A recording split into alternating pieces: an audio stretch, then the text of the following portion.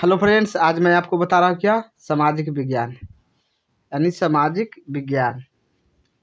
सामाजिक विज्ञान में आपको क्वेश्चन जितना पूछेगा यानी जीके, कहने का मतलब क्या हुआ, जीके। जीके क्वेश्चन है, भारत में वित्तीय वर्ष होता है। भारत में वित्तीय वर्ष कितना से कितना होता है? तो 1 अप्रैल से 31 मार्च तक। कहने का मतलब हुआ 31 मार्च से 1 अप्रैल तक, चाहे 1 अप्रैल से 31 मार्च तक क्या होता है? वित्तीय वर्ष। चलिए अगला क्वेश्चन है। अगला क्वेश्चन है विविध क्षेत्र में यानी बड़ा क्षेत्र में जल की उपस्थिति किस विविध क्षेत्र में जल की उपस्थिति के कारण पृथ्वी को क्या कहते हैं? तो क्या कहते हैं आपको तो पता होगा, लाल ग्रह। क्या कहता है? लाल ग्रह, लाल ग्रह। चलिए अगला क्वेश्चन ले लेते हैं। अगला क्वेश्चन है सूचना का अधिकार। 3 का क्वेश्चन है, सूचना का अधिकार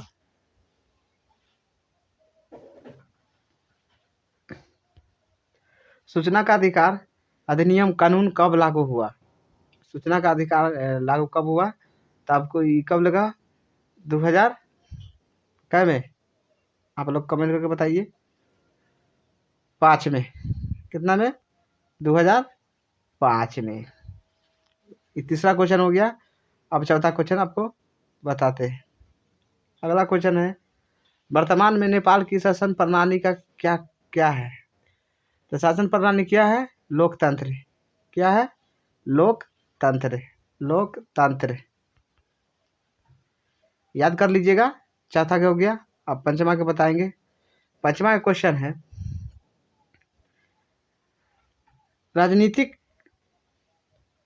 राजनीतिक दलों की मान्यता और उसके चिन्ह उसके द्वारा प्रदान किया जाता है। किसके द्वारा? यानी राजनीतिक दलों का मान्यता और उसके चिन्ह किसके द्वारा प्रदान किया जाता है? तो हुआ निर्वाचन आयोग। यानी कहने के मतलब जैसे आप चुनाव आयोग जानते हैं, निर्वाचन आयोग के चुनाव आयोग कहा जाता है। तो निर्वाचन आयोग द्वारा राजनीतिक दलों का मान्यता प्राप्त किया जाता है। चलिए अगला क्वेश्चन है भारतीय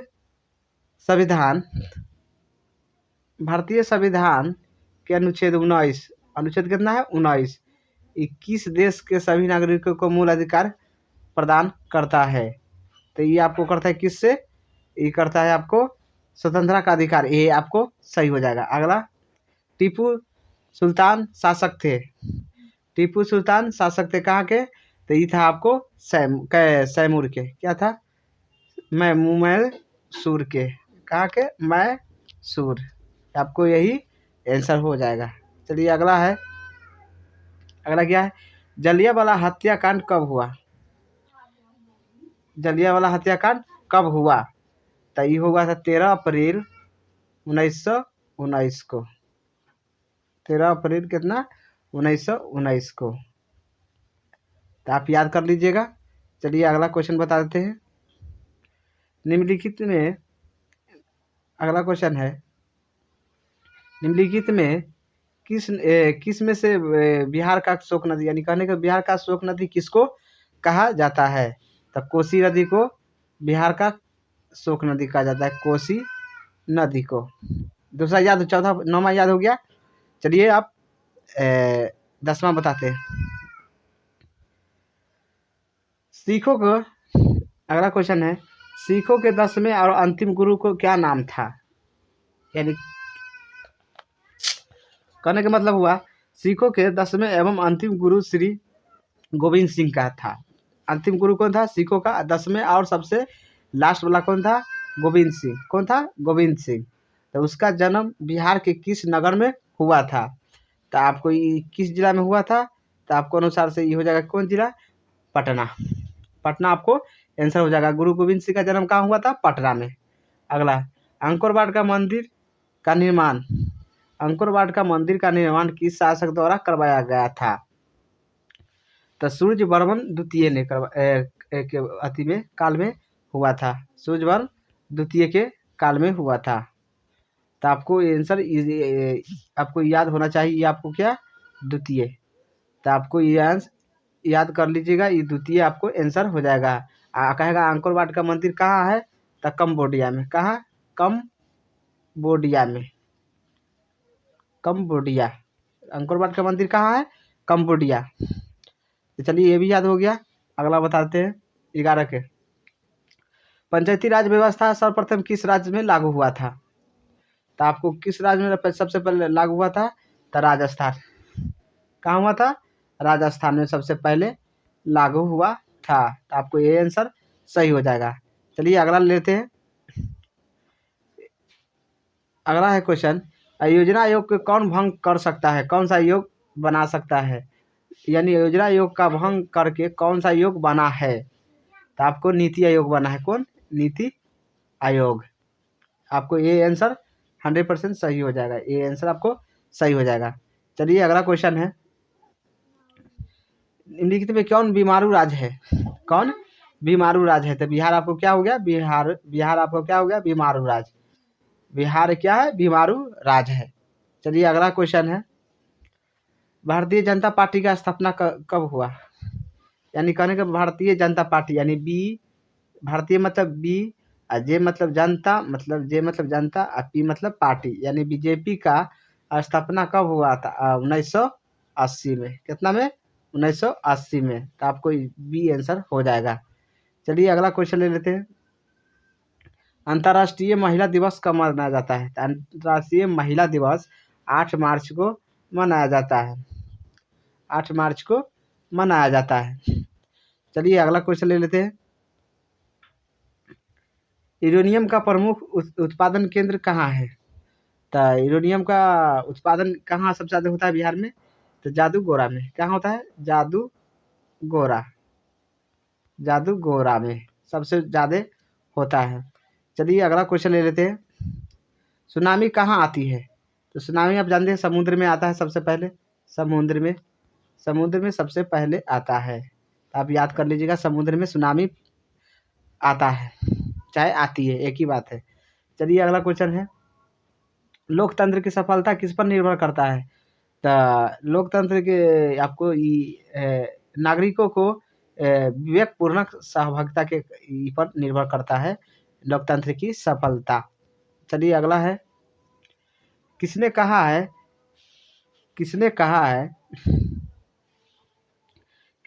है कि बिहार के विकास के बिना भारत को विकास संभव नहीं हो सकता है?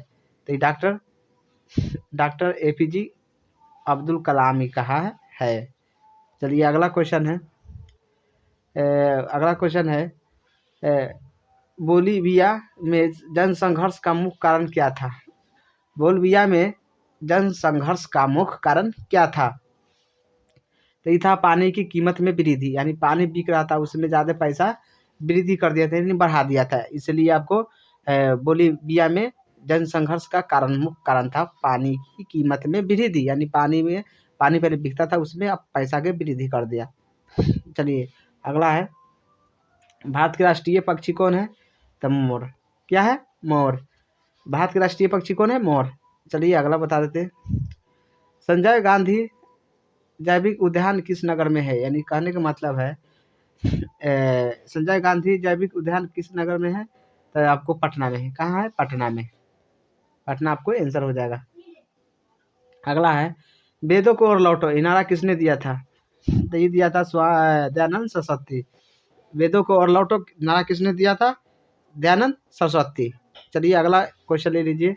अगला है, गुटेनबर्ग का जन्म कहाँ हुआ था? जर्मनी में। गुटेनबर्ग का जन्म कहाँ हुआ था?